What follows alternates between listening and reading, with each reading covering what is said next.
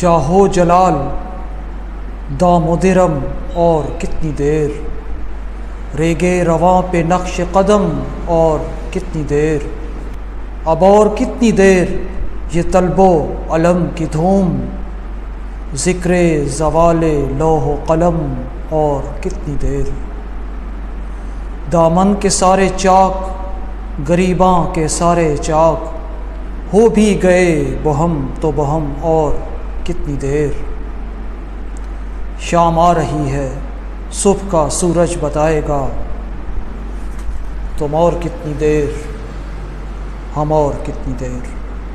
افتخار عارف یاد آ گئے، جن کی یہ نظم تو آپ نے سنی ہوگی کہ وہ میرے نصیب کی بارشیں کسی اور چھت پہ برس گئی۔ السلام علیکم، بسم اللہ الرحمن الرحیم۔ تازہ خبروں اور بدلتی ہوئی صورتحال کے ساتھ میں ہوں راشد اعوان اور آپ دیکھ رہے ہیں خبر بصر۔ چلتے ہیں آج کے تازہ خبروں، تجزیوں، تبصروں کے ساتھ آج کے ولاگ میں۔ عاصم منیر 2030 تک فوج کے سربراہ مقرر۔ 27ویں آئینی ترمیم کی سینیٹ اور قومی اسمبلی سے منظوری کے بعد فیلڈ مارشل عاصم منیر 2030 تک کمانڈر ڈیفنس فورسز مقرر کیے گئے ہیں۔ وزیر اعظم، آرمی چیف اور کمانڈر ڈیفنس فورسز کی مشاورت سے 3 سال کے لیے کمانڈر نیشنل اسٹریٹجک کمانڈ تعینات کریں گے۔ صدر مملکت آصف علی زرداری نے ترمیمی بل پر دستخط کر دیے۔ قومی اسمبلی کی پارلیمانی کمیٹی نے آرمی ترمیمی act, Pakistan army act 2025، Pakistan air force act 2025 اور پاکستان نیوی ایکٹ 2025 میں تبدیلی کی اجازت دے دی ہے اور یہ تبدیلی بھاری اکثریت سے منظور کر لی گئی ہے۔ اس کے مطابق چیف آف آرمی اسٹاف کا عہدہ اب کمانڈر ڈیفنس فورس کے عہدے سے تبدیل کر دیا گیا ہے۔ اس کی مدت 5 سال ہے۔ پاکستان کے وزیر قانون اعظم نذیر تارڑ نے کہا ہے کہ کمانڈر ڈیفنس فورسز کی مدت نوٹیفیکیشن کے جاری ہونے سے شروع ہوگی اور یہ مدت 5 سال کے لیے ہوگی۔ Chairman joint chiefs of staff committee کا عہدہ ختم کر دیا گیا ہے اور اب یہ عہدہ کمانڈر آف ڈیفنس فورسز سے تبدیل کیا جا چکا ہے۔ تاہم موجودہ چیف آف اسٹاف کمیٹی اپنی مدت ملازمت کی تکمیل تک اس عہدے پر برقرار رہیں گے۔ 27ویں آئینی ترمیم پر اختلاف، جسٹس منصور علی خان اور جسٹس اطہر من اللہ مستعفی۔ ترمیم آئین پر سنگین حملہ، سپریم کورٹ کو ٹکڑے ٹکڑے کر دیا گیا۔ جسٹس منصور علی خان، جس آئین کے تحت حلف لیا وہی باقی نہیں رہا۔ جسٹس اطہر من اللہ۔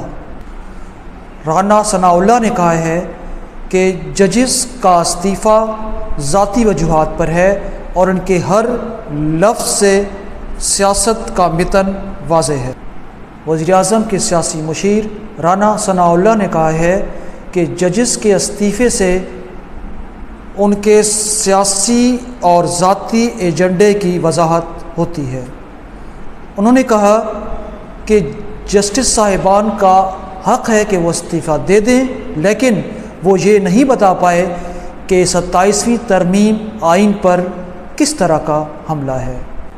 انہوں نے یہ بھی کہا کہ جسٹس امین الدین کا تقرر ہائی کورٹ اور سپریم کورٹ میں میرٹ پر ہوا ہے اور وہ اس بات پر حق بجانب ہیں کہ انہیں آئینی عدالت کا چیف جسٹس مقرر کیا جائے۔ دوسری جانب چیف جسٹس یحییٰ آفریدی نے آج فل کورٹ اجلاس طلب کر لیا۔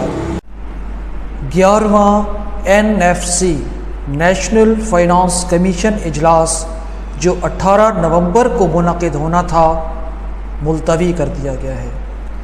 وزارت خزانہ کی جانب سے صوبوں کو مطلع کر دیا گیا ہے کہ یہ اجلاس اب 18 نومبر کو منعقد نہیں ہوگا۔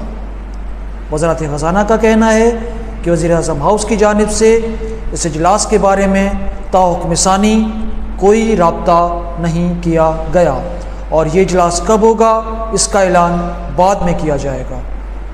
اب ایک جیب پہ بھاری خبر، پیٹرولیم کی قیمتیں 9 روپے 60 پیسے فی لیٹر 15 نومبر سے بڑھا دی جائیں گی۔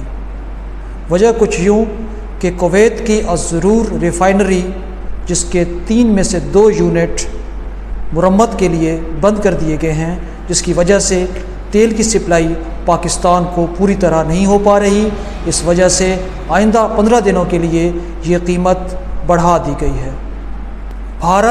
بہار میں آج ووٹوں کی گنتی ہوگی۔ مودی اتحاد NDA کو 125 نشستیں ملنے کا امکان، یہ پیشن گوئی کی گئی ہے، اور پتہ نہیں انڈیا اور پاکستان میں ووٹوں کی گنتی سے پہلے پیشن گوئی کیسے کر دی جاتی ہے۔ بہرحال بھارتیہ جنتا پارٹی نے بہار میں 500 کلو لڈو کا آرڈر دے دیا ہے۔ واہ جی واہ، جدھر دیکھتا ہوں لڈو ہی لڈو۔ اب تک کے لیے اتنا ہی، چلتے ہیں اختتام کی جانب۔ خبر بصر کو سبسکرائب، لائک اور شیئر کر لیجئے گا۔ اپنا اور اپنوں کا بہت خیال رکھیے۔